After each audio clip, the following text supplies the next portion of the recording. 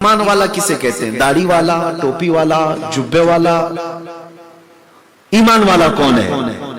سرما لگانے والا، عطر لگانے والا، گوشت کھانے والا؟ کیا ایمان والا؟ ایمان والے کی علامت ہے کیا؟ آج کی جو ضرورت ہے میرے عزیزوں، اب ہمارے بچے جو نئی جنریشن ہے، باہر رہنے والوں کے لیے ایک بڑا چیلنج ہے۔ پرانے حضرات جو موریشیز میں رہتے ہیں وہ بزرگوں سے وابستہ تھے اور کثرت سے یہاں علماء کا آنا جانا لگا رہتا، اب بھی ہے، لیکن اس زمانے میں آسانیاں تھی اور دھیرے دھیرے مشکلات بڑھتی چلی جاتی ہیں، سرحدوں کی پابندیاں، جس کی وجہ سے اب پیدا ہونے والی جو جنریشن ہے وہ زبان سے دور ہوتی جا رہی ہے، یا پھر دین سے دور۔ اب کے بچوں کا سارا دین انٹرنیٹ پر ہے، یہ سارا کا سارا اسی پر ڈیپینڈ کرتے ہیں۔ اکثر تو گوگل کے شاگرد ہیں، جو سمجھ میں نہیں آیا وہ گوگل سے پوچھ لیا۔ انہیں بخاری بھی پڑھنا ہے، مسلم بھی پڑھنا ہے، ترمذی بھی پڑھنا ہے، لیکن پڑھنا ہے گوگل سے پڑھنا ہے۔ سینکڑوں ویب سائٹس انٹرنیٹ پر موجود ہیں، ہمارے بچے اسلام وہیں سے سیکھ رہے ہیں۔ تو یہ ہمارے لیے چیلنج کا دور ہے، یہ وہی دور ہے جس کے بارے میں میرے آقا صلی اللہ تعالی علیہ وسلم نے ارشاد فرمایا تھا کہ میری امت پر ایک ایسا وقت آئے گا کہ ایمان بچانا اتنا مشکل ہو جائے گا جیسے ہتھیلی میں آگ کا انگارہ لے کر کھڑا ہونا مشکل ہے۔ یہ وہی دور ہے۔ اور ایک حدیث پاک میں میرے آقا صلی اللہ علیہ وسلم ارشاد فرماتے ہیں کہ صبح مومن ہوگا، شام میں کافر ہو جائے گا۔ شام میں مومن سوئے گا، صبح کافر اٹھے گا۔ قیامت کے قریب وہ دور، وہ چیلنجز بھرا ہوا تو یہی ہے۔ یہاں پوری دنیا نے مل کر کے جو ہمارے اوپر کوشش کی ہے وہ کیا ہے؟ آپ کے نعرے نہیں چھین سکی آج تک، آپ کے عشق رسول کو نہیں چھین سکی، لیکن انہیں پتا ہے ڈائریکٹ ہم ان سے کوئی چھین نہیں سکتے۔ میاں مسجد نہیں چھین پاتے، دین ایمان بات کی بات ہے، لیکن طریقہ کار الگ ہے۔ چوہا ڈائریکٹ پورے گھر کو نہیں کھاتا، پہلے وائرنگ کو کاٹتا ہے۔ جو گیس کی پائپ لائن ہو یا صبح کافر اٹھے گا، قیامت کے قریب وہ دور، وہ چیلنجز بھرا ہوا تو یہی ہے۔ یہاں پوری دنیا نے مل کر کے جو ہمارے اوپر کوشش کی ہے وہ کیا ہے؟ آپ کے نعرے نہیں چھین سکی آج تک، آپ کے عشق رسول کو نہیں چھین سکی، لیکن انہیں پتا ہے ڈائریکٹ ہم ان سے کوئی چھین نہیں سکتے۔ میاں مسجد نہیں چھین پاتے، دین ایمان بات کی بات ہے، لیکن طریقہ کار الگ ہے۔ چوہا ڈائریکٹ پورے گھر کو نہیں کھاتا، پہلے وائرنگ کو کاٹتا ہے۔ جو گیس کی پائپ لائن ہو یا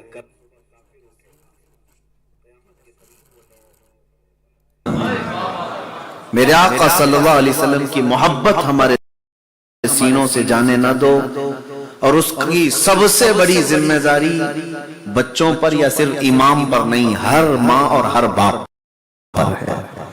تمہاری تربیت پر ڈیپینڈ کرتا ہے۔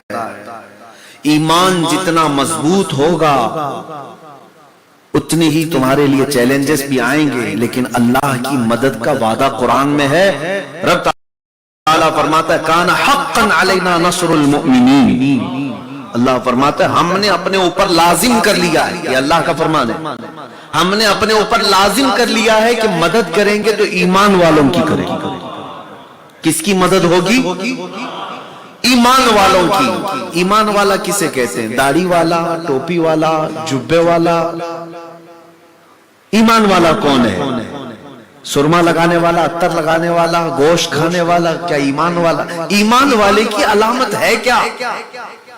اللہ فرما رہا ہے کہ ایمان والوں کی مدد کریں گے، تو ایمان والا ہے کون؟ مجھ سے کیا پوچھو گے، مولانا سے کیا پوچھو گے، ہو سکتا ہے سب صاحب ایمان خود رسول اللہ سے پوچھتے ہیں، جن کے ذریعے سے پوری کائنات کو ایمان ملا، انہی سے پوچھتے ہیں ایمان کیا ہے؟ تو اس رسول نے ارشاد فرمایا لا یؤمن احدکم حتی اکون احب الیہ من والدہ وولدہ والناس اجمعین۔ رسول کریم صلی اللہ علیہ وسلم فرماتے ہیں اس وقت تک کسی کا ایمان کمپلیٹ نہیں ہو سکتا جب تک کہ وہ اپنے اولاد، اپنے ماں باپ اور ساری دنیا سے زیادہ مجھ سے محبت نہ کرے۔ یہ کیا ہے؟ یہ ایمان ہے۔ یہ تمہیں ناپ کر کے دیکھنا ہوگا آج ہمارے سینے میں، کیا مجھے حضور کی محبت کے لیے میری بیوی روکتی ہے؟ میرے بچے آڑ بن جاتے ہیں؟ میری دکان، میرا مال، میری تجارت رکاوٹ بنتی؟ اگر رکاوٹ بن رہے ہیں تو گویا کہ تمہارا ایمان کمپلیٹ نہیں ہے، پھر اللہ کی مدد کا انتظار کیوں کر رہے ہو؟ جب تک ایمان کمپلیٹ نہیں، مدد کا انتظار کیوں کر رہے ہو؟ کچھ لوگ سوال کرتے ہیں کہ وہ 313 نہتے صحابہ بدر کے میدان میں اترے تھے تو اللہ نے 5000 فرشتے ان کے لیے اتار دیے۔ جنگ بدر میں 5000 فرشتے اللہ نے مدد کے لیے اتارا، لیکن تم خالی یہ دیکھتے ہو کہ وہ 313 تھے، ان کے لیے مدد کے لیے اتارا گیا۔ آپ کو یہ نہیں معلوم کہ وہ 313 کیسے میرے مصطفیٰ کریم صلی اللہ علیہ وسلم کے وفادار تھے۔ آج بھی جاؤ، آج کے ترقی یافتہ دور میں حج یا عمرہ اللہ سب کو نصیب فرمائے۔ مدینہ طیبہ سے جب آپ بدر کی زیارت کے لیے جاتے ہیں، گئے ہوئے لوگ ہوں گے 160 کلومیٹر مدینے سے بدر جانے کا، پہاڑوں کا راستہ ہے۔ اب تو روڈ بن گئے، اے سی بس میں بیٹھ کر کے جاتے ہیں، ٹوٹل اے سی میں بیٹھ کر کے ذرا دروازہ کھلے تو 50 ڈگری کی گرمی آتی ہے۔ ایسے میں آپ کو 2 گھنٹے بیٹھ کر کے جانا آج مشکل ہے۔ میں اس دور کی بات کر رہا ہوں جو 1400 سال پہلے نبی پاک صلی اللہ علیہ وسلم نے ایک آواز دی تھی مدینے میں، چلو، وہ صحابہ پیروں میں چپل بھی نہیں چل پڑے تھے، کسی کے ہاتھ میں تلوار اور ہتھیار بھی نہیں ہے، چل پڑے تھے۔ پورے صحابہ میں کتنے گھوڑے تھے، کتنے اونٹ تھے، سب کے پاس سواریاں نہیں تھی، پیدل چل کر کے گئے۔ آج اگر عرب کی سرزمین پر 160 کلومیٹر تم چل کر کے دکھاؤ، پیروں میں آبلے پڑ جائیں گے، تمہارے پیر جل جائیں گے۔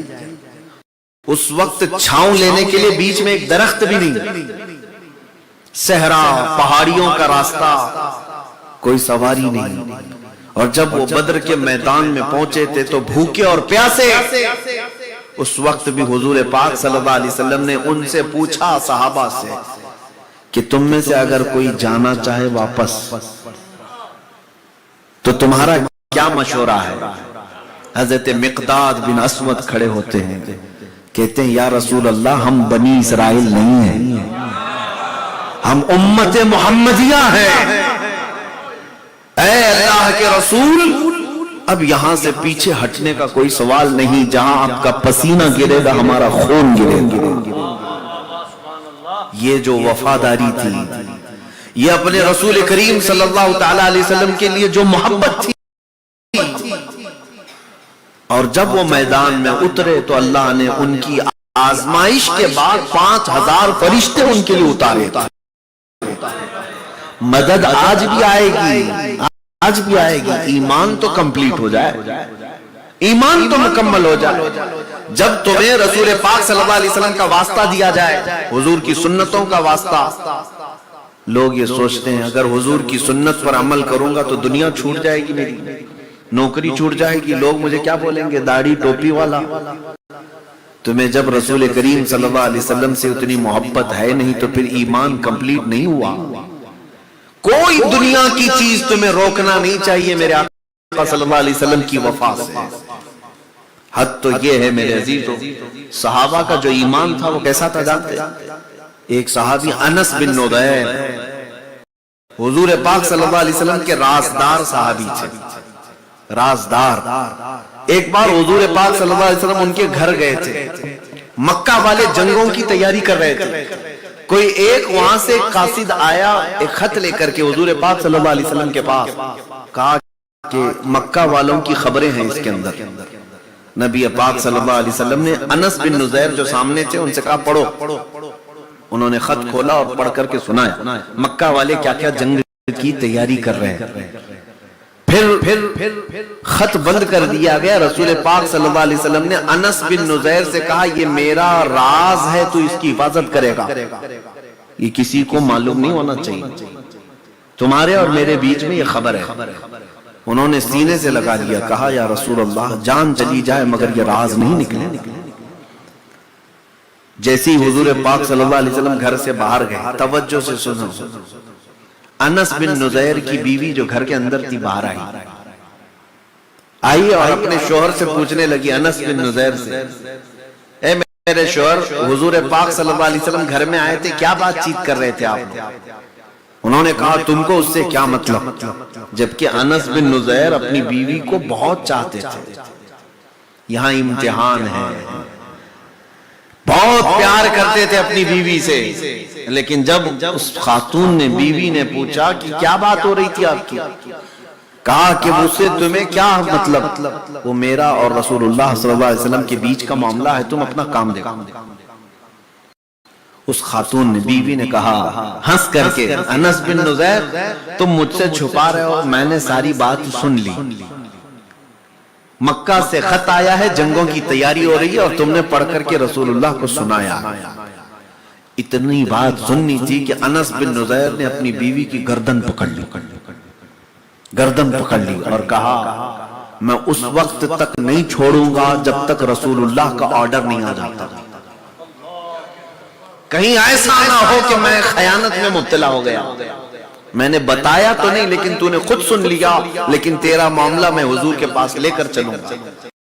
ایک طرف اپنی محبت ہے, بیوی کی محبت ہے, ایک طرف رسول اللہ کی ذات ہے. یہی امتحان کی گھڑی ہے. دنیا تمہیں ایسے کئی موقع لائے گی کہ تم کس کو چوز کرتے ہو, کس کو لائک کرتے ہو, کس کو پسند کرتے ہو. وہ اپنی بیوی کی گردن پکڑے ہوئے حضور پاک صلی اللہ علیہ وسلم تک لے کر کے آئے. نبی پاک صلی اللہ علیہ وسلم نے پوچھا انس بن نزیر کیا ہوا, کیوں پکڑ کے لائے؟ کہا مجھے معاف کرنا یا رسول اللہ, میں نے راز آپ کا نہیں کھولا, میری بیوی نے دیوار کے پیچھے سے باتیں سن لی, اگر آپ حکم دیں تو میں اس کی گردن الگ کر دوں. اگر معاملہ اتنا سخت ہے میں اپنی ساری محبت قتل کر دوں گا. آپ کی ذات, آپ کا راز میرے لیے جان سے بڑھ کر کے. تب رسول کریم صلی اللہ علیہ وسلم نے فرمایا عفو درگزر کے ساتھ, انس نہیں تیری بیوی بھی ہماری صحابیہ ہے, وہ بھی اس راز کی حفاظت کرے گی, اسے چھوڑ دے. جب رسول پاک صلی اللہ علیہ وسلم نے چھوڑنے کا حکم دیا تب انہوں نے ہاتھ ہٹا لیا اور کہا اپنی بیوی سے دیکھ میں جیسے تجھے پہلے چاہتا تھا, محبت کرتا تھا, ویسی میری محبت ہے, لیکن تجھ سے میری محبت اپنی جگہ پر, میرے رسول پاک کے قدم اپنی جگہ, یہاں کوئی کمپرومائز نہیں ہوگا. یہ صحابہ کا ایمان تھا, یہ صحابہ کا ایمان ہے, اور اسی ایمان کی وجہ سے اللہ ان کی مدد نازل کرتا تھا, ان کے لیے مدد آتی تھی. ہمارے حالات کیا ہیں؟ ہمارے حالات, ہم تو موقع کے حساب سے حضور کو چاہنا چاہتے ہیں. ہمارے پاس ٹائم ملے تو حضور کو یاد کریں گے. میرے عزیزو, خیراتی ٹائم لے کر کے رسول پاک کو یاد کریں گے. میں ہمارے ہاں ممبئی کی سرزمین پر محفل رکھتا تھا ہر بدھ کے دن, ویڈنسڈے کو. اس کی ایک وجہ تھی, اس ویڈنسڈے کو کیوں ہم محفل رکھتے تھے. بہت سارے لوگ کہتے ہیں سیٹرڈے سنڈے چھٹی ہوتی ہے, سیٹرڈے کو محفل ہونی چاہیے. میں یہ چاہتا تھا کہ کوئی چھٹی والا خیراتی دن لے کر کے نہ آئے میرے آقا کے, آئے تو قربانی دے کر کے آئے, کیونکہ اللہ کے حبیب صلی اللہ علیہ وسلم کی زندگی ہم نے پڑھا, انہوں نے ہمیں جو یاد کیا وہ اپنی چھٹی کے وقت میں یاد نہیں کرتے تھے، اپنے سونے کا بستر چھوڑ کر کے امت کے لیے کھڑے ہو جاتے تھے۔ وہ رسول پاک صلی اللہ علیہ وسلم۔ حضرت عائشہ صدیقہ فرماتی ہیں، بتاؤ میرے عزیزو، جب رات کا وقت ہو جائے، ابھی میں آپ کے گھر جا کر رات کے 2 بجے آپ کو اٹھاؤں، بہت برا لگے گا کہ کوئی وقت ہے کہ نہیں آپ کے پاس۔ ہم سے یہی آپ کہیں گے، کوئی وقت ہے کہ نہیں؟ اگر کوئی پروگرام بھی زیادہ لمبا ہو گیا تو سب پریشان بھی ہو جائیں گے، سب سونا ہے، صبح جانا ہے، سب ٹھیک ہے، اچھی بات ہے۔ لیکن ام المومنین عائشہ صدیقہ رضی اللہ تعالیٰ عنہ فرماتی ہیں، اکثر میرے ساتھ جب حضور بستر پر سوتے، رات کے وقت کبھی بجلی کڑکتی، بجلی کی آواز آتی، بستر چھوڑ کر کے حضور گھر کے باہر چلے جاتے اور ہاتھ پھیلا کر کے رو رو کر کے دعا کرتے، اے اللہ ان بجلیوں کو میری امت پر عذاب بن کر کے نازل مت کرنا۔ اپنی امت کے لیے روتے تھے۔ جو رسول پاک صلی اللہ تعالی علیہ وسلم اپنی امت کے لیے اپنا خالی وقت نہیں بلکہ اپنے سونے کا، آرام کرنے کا وقت چھوڑ کر کے جاتے تھے، تو آج امت نے حالات کیا بنائے ہیں؟ ہم کو فری وقت چاہیے اس رسول پاک کو یاد کرنے کے لیے۔ ہمارے حالات یہ ہیں کہ اگر کوئی دقت نہیں ہے تو ہم سنت پر عمل کریں گے، دقت ہے تو سنت ایک طرف، نوکری اپنی جگہ۔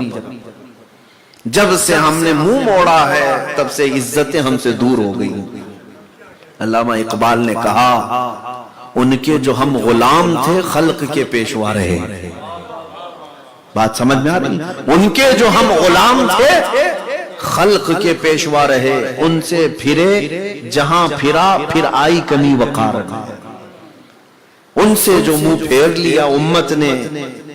آج کے حالات میں آپ کو بتاؤں قرآن کی آیت کے ذریعے سے، فَلْيَحْذَرِ الَّذِينَ يُخَالِفُونَ عَنْ أَمْرِهِ أَن تُصِيبَهُمْ فِتْنَةٌ أَوْ يُصِيبَهُمْ عَذَابٌ أَلِيمٌ۔ اللہ فرماتا ہے مومنوں کو چاہیے کہ وہ رسول کے حکم کی مخالفت کرنے سے بچیں۔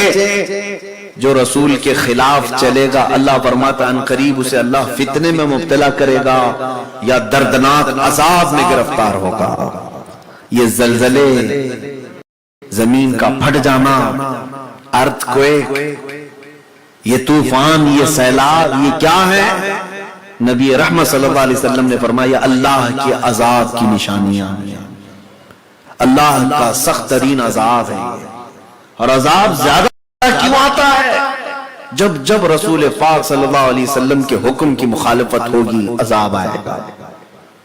میرے عزیزو، ہم تو گناہ کرتے ہیں لیکن جیسی گناہ ہو جائے تو توبہ کر لیں، استغفار کر لیں، لیکن جب لوگ گناہ کو گناہ سمجھنا بھی چھوڑ دیں، اس کو یہ سمجھیں نارمل چیز ہے، تب اللہ کی پکڑ آتی ہے، اللہ کا عذاب آتا ہے۔ مومنوں، میں بات جو کر رہا تھا اسی کو کمپلیٹ کرتا ہوں۔ ایمان کیا ہے؟ بے انتہا رسول پاک سے محبت کرنے کا نام ایمان ہے۔ اعلیٰ حضرت فرماتے ہیں الا لا ایمان لمن لا محبت له، خطبے میں پڑھا جاتا ہے آگاہ ہو جاؤ اس کا ایمان ہی نہیں جس کے سینے میں ان کی محبت نہیں۔ آج بڑا چیلنج ہے تمہارے لیے بھی، سب کے لیے۔ یہاں کے بھی حالات میں نے بہت سارے قریب سے علامہ مولانا غفران صاحب سے سنے، دیگر علاقوں کے بھی۔ ہمارے بچوں کے لیے جو نئے مسائل کا سامنا ہے وہ یہی ہے کہ ان کا ایمان محفوظ کرنا بہت بڑی ذمہ داری ہے آج آپ کی، ان کا عقیدہ مضبوط کرنا آپ کی بڑی ذمہ داری ہے۔ یہ مت سمجھ لینا کہ ان کو چھوڑ دیا جائے، انٹرنیٹ سے جو سیکھیں گے سیکھ لیں گے، نہیں، کل کو یہ منافقین کے ہاتھ لگ جائیں گے، چوروں کے ہاتھ لگ جائیں گے۔ ایک شعر سنا ہے اپنے اعلیٰ حضرت کا، میں سناتا ہوں۔ اعلیٰ حضرت نے فرمایا سونا جنگل رات اندھیری چھائی بدلی کالی ہے، سونے والوں جاگتے رہیو چوروں کی رکھوالی ہے۔ سونے والوں جاگتے رہیو چوروں کی رکھوالی ہے۔ اس میں ایک شعر ہے، اگر سمجھ جاؤ تو مجھے بتاؤ۔ اعلیٰ حضرت فرماتے ہیں آنکھ سے کاجل صاف چرا لیں یہاں وہ چور بلا کے ہیں، تیری گٹھری تاکی ہے اور تو نے نیند نکالی ہے۔ آنکھ سے کاجل کون چراتا ہے میاں؟ لیکن اعلیٰ حضرت فرماتے ہیں آنکھ سے کاجل صاف چرا لے۔ ایسے ایسے چور ہیں یہاں پر۔ یہ تو اچھی خبر میں نے آج ہی سنا تھا کہ آپ کے ہاں کرائم کم ہے, چوری رابری زیادہ نہیں ہے, لیکن ایک چور ہے آنکھ سے کاجل صاف چرا لے گا. کہیں آپ نے سنا جیب چراتے ہیں, جیب کاٹ لیا, پیسہ لوٹ لیا, مال لوٹ لیا, گھر لوٹ لیا, یہ سب تو سنا ہے, لیکن آنکھ سے کاجل کون چراتا ہے؟ یہ کیا مسئلہ ہے؟ آنکھ سے کاجل کا مطلب یہ ہے مومن کے لیے آنکھ کا کاجل عشق رسول ہے, محبت مصطفیٰ ہے. اگر اللہ کے رسول کی محبت ہے تو آنکھوں میں کاجل لگا ہوا ہے, اور یہی کاجل چرانے والے چور موجود ہیں جو تمہارے سینوں سے حضور کی محبت کم کرنا چاہتے ہیں, ختم کرنا چاہتے ہیں.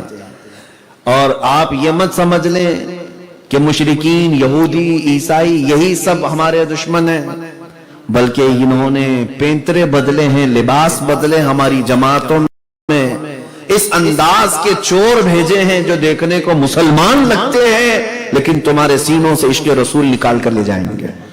کبھی وہ آپ کے درمیان آ کر آپ کے بچوں کو, چھوٹے چھوٹے نوجوانوں کو جو ابھی ابھی بڑے ہو رہے ہیں, ان سے ڈیبیٹ کریں گے, بات کریں گے. رسول پاک صلی اللہ علیہ وسلم کو پیٹ پیچھے کا علم نہیں تھا, حضور پاک صلی اللہ تعالی علیہ وسلم غیب نہیں جانتے تھے, حضور پاک حاضر و ناظر نہیں ہے, حضور یہ نہیں دیکھتے تھے, حضور وہ نہیں دیکھتے تھے, نعوذ باللہ. یہ نوجوانوں میں بحث چلتی رہتی ہے. ہمارے بچوں کو اتنی تعلیم و تربیت دے دو, ایسا کوئی بھی ظالم اس سے ڈیبیٹ کرنے لگے تو سمجھ جائے کہ یہ کاجل چرانے والا چور ہے, یہ چور ہے. ان باتوں میں الجھائے گا اور میرے سینے سے میرے آقا کی عظمت کو گھٹا دے گا, اور اگر حضور پاک کی عظمت و محبت کم ہوئی تو سمجھ لو کہ ایمان چلا گیا, ایمان چلا گیا. اے میرے عزیز سنی مسلمانوں, تمہارے لیے یہاں سب سے بڑی ذمہ داری ہے کہ اپنے ایمان کی حفاظت کرو, ایمان کی حفاظت کی فکر کرو. اپنے چھوٹے سے بچے سے لے کر جوان تک زیادہ سے زیادہ ان کو اگر کوئی چیز پڑھاؤ تو نبی پاک صلی اللہ تعالی علیہ وسلم کی محبت. ابھی یہاں پر آ کر کلام اعلیٰ حضرت سن رہا تھا اس عزیز بچے سے, وہ مٹھاس تھی, کانوں میں رس گھول رہی تھی, لیکن بعد میں غفران صاحب نے بتایا کہ امام صاحب کے بچے ہیں. تو ظاہر سی بات ہے کہ امام صاحب نے تربیت کیا اور زبان پر دنیا کے گندے گانے آنے کی بجائے میرے مصطفیٰ کے نغمے سکھائے. یہی تربیت ہے, یہی تربیت ہے. آج ایک صاحب سے میری ملاقات ہوئی آپ کے موریشیس میں, وہ کہہ رہے تھے کہ حضرت میرے لیے دعا کریں کہ میرے گھر میں ایک ولی پیدا ہو جائے. کہا خواہش تو بہت اچھی ہے, میرے گھر میں ایک ولی پیدا ہو جائے, بڑی خوشی ہے, نیت اچھی ہے, لیکن ولی کوئی گنے کی کھیت میں نہیں پیدا ہوتا, اور نہ ہی ولی بارش کے ٹائم پہ برس جاتا ہے, نہ ہی زمین سے نکلتا ہے. ولی کسی کے گھر میں پیدا ہو تو ماں فاطمہ زہرا جیسی تربیت کرے اور باپ حیدر کرار جیسی تربیت کرے, پھر بیٹا دیکھو ولی پیدا ہوگا. آپ کو پتا ہے سلطان الاولیاء سیدنا غوث العظم دستگیر رضی اللہ تعالیٰ عنہ, غوث پاک, غوث اعظم, ہاں پوری دنیا کے ولی, 4 قطب میں بڑے قطب, سب جانتے ہیں نا غوث پاک کو, نعرہ تو لگاتے یہاں بیٹھ کر کے یا غوث اعظم, لیکن آپ کو پتا ہے ماں اور باپ کس طرح سے تربیت کی ہے. جب تمہارے گھر کے حالات اتنے اچھے ہوں گے تو غوث و خواجہ پیدا ہوں گے. باپ ابو صالح موسیٰ جنگی دوست, ان کا حال یہ تھا کہ ایک سیب کھا لیا تھا انہوں نے, ایک سیب, وہ بھی پورا نہیں, آدھا سیب کھایا چلتے ہوئے ایک نہر میں, تو ان کو لگا کہ میں بغیر اجازت کھا لیا, مالک کے مکان سے مجھے اجازت لینی چاہیے تھی. یہ باغیچے یا درخت کے مالک سے گئے, باغیچے کے مالک سے کہا مجھے معاف کر دو کہ میں آدھا سیب آپ کی اجازت کے بغیر کھا لیا. آج کس کو احساس ہوتا ہے جو ملا سب کھا لیا, جس سے حلال و حرام کی تمیز ہو اور آخرت کا خوف ہو وہ ڈرتا ہے ایک تنکا کھانے سے بھی. تو جو باغیچے کے مالک تھے، انہوں نے دیکھا کہ یہ اتنا سیدھا نوجوان، کھا لیا، راستے میں پڑا ہوا سیب تھا لیکن معافی مانگنے آیا، تو انہوں نے کہا ایسے نہیں معاف کروں گا، میرے باغیچے کی رکھوالی کرنی پڑے گی۔ رکھ لیا اپنے باغیچے میں اور اتنی امانت داری کے ساتھ باغیچے کی حفاظت کرتے رہے۔ پھر وہی باغیچے کے مالک انہوں نے کہا کہ میں اپنی بیٹی تمہارے ساتھ نکاح میں دینا چاہتا ہوں، اور وہ بیٹی کے بارے میں بتایا، تمہیں کرنا پڑے گا، وہ لولی ہے، لنگڑی ہے، اندھی ہے، بہری ہے۔ اس نوجوان ابو صالح موسیٰ جنگی دوست نے کہا منظور ہے، میں نے آدھا سیب جو کھایا، قیامت کے دن جو سزا ملے گی اس سے بہتر ہے یہاں جو مل جائے میں قبول کرتا ہوں۔ شادی بھی ہوئی، لیکن نیک و صالح خوبصورت خاتون گھر میں آئی، اور وہ بھاگ کر کے باہر آئے، اپنے سسر سے کہا جو باغیچے کے مالک تھے، آپ نے کہا تھا معذور لڑکی ہے، یہ تو اچھی ہے۔ سسر نے کہا بھولے بھالے نوجوان، کتنا سیدھا ہے تو، میں نے اپنی بیٹی کی تعریف میں کہا تھا کہ میری بیٹی زندگی بھر کبھی حرام کو دیکھی نہیں ہے، اس لیے اس کو میں نے اندھی کہا، وہ حرام سنی نہیں ہے اس لیے بہری کہا، وہ کبھی حرام کو پکڑی نہیں ہے، چھوئی نہیں ہے، اس لیے میں نے اس کو لولی کہا۔ اللہ تعالیٰ نے ایسی خاتون، ایسی نیک و صالح خاتون ابو صالح موسیٰ جنگی دوست کو نکاح میں دیا۔ اب مجھے بتاؤ، ماں اور باپ جب اتنے نیک اور پرہیزگار ہو تو بیٹا شیخ عبد القادر جیلانی کیسے نہیں بنے گا؟ آج تمہارے تربیت کی ضرورت ہے بچوں کی۔ میں پھر وہیں آتا ہوں، ایمان ان کے دلوں میں کیسے آئے گا؟ ان کو انٹرنیٹ کے حوالے مت چھوڑنا، بلکہ جب آپ کے پاس وقت ملے رات کے وقت اپنے بچوں کو لو۔ اگر یہ ایئر فون لگا کر کے گانے سن کر کے سوتے ہوں تو نکال پھینکو، کیونکہ حدیث پاک میں ہے گانے نفاق پیدا کرتے ہیں۔ گانا کثرت سے سننا آدمی منافقت کی طرف چلا جاتا ہے، اس کے دل میں کفر آنے لگتا ہے۔ گانوں کی کثرت، گانے باجے سننے والے زنا کی طرف جاتے ہیں، ان کے بے حیائیاں بڑھتی چلی جاتی ہیں، وہ آدمی بے حیا ہو جاتا ہے، شرم و حیا نکلنے لگتی ہے۔ ان نوجوان بچوں کو اس سے آزاد کرو اور ان کو یہ تربیت دو، بیٹا آج سے ماحول یہ بنا میں سو جاؤں یا مصطفیٰ کہتے کہتے، کھلے آنکھ صلی اللہ کہتے کہتے۔ جب یہ تربیت ہوگی تو اس بچے کی آنکھوں میں حضور کی محبت کا نور آئے گا، اور یہ جہاں سے گزرے گا عشق رسول کی خوشبو پھیلاتا ہوا جائے گا۔ آج ایمان کی ضرورت ہے۔ میں پھر آتا ہوں، ایمان نبی پاک صلی اللہ تعالی علیہ وسلم کی بارگاہ میں اپنے آپ کو سپرد کر دینا، اپنے آپ کو حضور کے حوالے کر دینا۔ ایک اور حدیث میں آپ کو سناتا ہوں، لا یؤمن احدکم حتی یکون ہواہ تبعا لما جئت به، او کما قال رسول اللہ صلی اللہ علیہ وسلم۔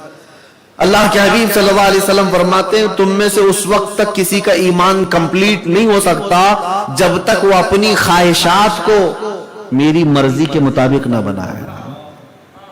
حضور کی خواہش کے مطابق اپنی خواہشات نہیں کرو گے، ایمان نہیں ہے۔ تمہیں اپنی لائف اپنی چوائس سے نہیں جینا ہے، اپنی لائف رسول اللہ کی پسند سے جینا ہے، تب جا کر کے تمہارا ایمان کمپلیٹ ہوگا۔ تم اپنے دل سے مت پوچھنا کہ مجھے کیا کیا اچھا لگتا ہے، بلکہ مدینے والے سے پوچھو آپ کو کیا اچھا لگتا، آپ کو کیا اچھا لگتا ہے۔ اس کو مرشد گرامی حضور تاج الشریعہ رحمت اللہ تعالیٰ علیہ نے فرمایا، زندگی یہ نہیں ہے کسی کی کسی کے لیے، زندگی ہے نبی کی نبی کے لیے۔ نہ سمجھ مرتے ہیں زندگی کے لیے، جینا مرنا ہے سب کچھ نبی کے لیے۔ اور اعلیٰ حضرت کیا فرماتے ہیں؟ اعلیٰ حضرت فرماتے ہیں یا رسول اللہ دہن میں زبان تمہارے لیے، بدن میں ہے جان تمہارے لیے، ہم آئے یہاں تمہارے لیے، اٹھے بھی وہاں تمہارے لیے۔ زندگی یہ ہے، جب تک آپ اپنے آپ کو رسول پاک صلی اللہ علیہ وسلم کے حوالے نہیں کرو گے اپنے دل کو، اس وقت تک ایمان کمپلیٹ نہیں ہوگا۔ اور دل کس کو کہتے ہیں؟ اعلیٰ حضرت فرماتے دل ہے وہ دل جو تیری یاد سے معمور رہا، سر ہے وہ سر جو تیرے نام پہ قربان گیا۔ اگر یہ نہیں ہے تو دل بھی نہیں ہے کسی کے پاس، سر بھی نہیں ہے۔ میں نہیں مانتا. ہاں اگر حضور کی محبت نہیں ہے تو تمہارے پاس دل ہے ہی نہیں. بلے شاہ میاں رحمت اللہ علیہ تو فرماتے ہیں کہ اس دل میں جس میں حضور نہیں رہتے اس دل میں تو کتے رہتے ہیں. ہاں اس میں کتے رہتے ہیں. اس سے بہتر ہے کہ کتا. یہ بلے شاہ میاں رحمت اللہ علیہ فرمایا کرتے ہیں. اور سر ہے وہ سر جو تیرے نام پہ قربان گیا.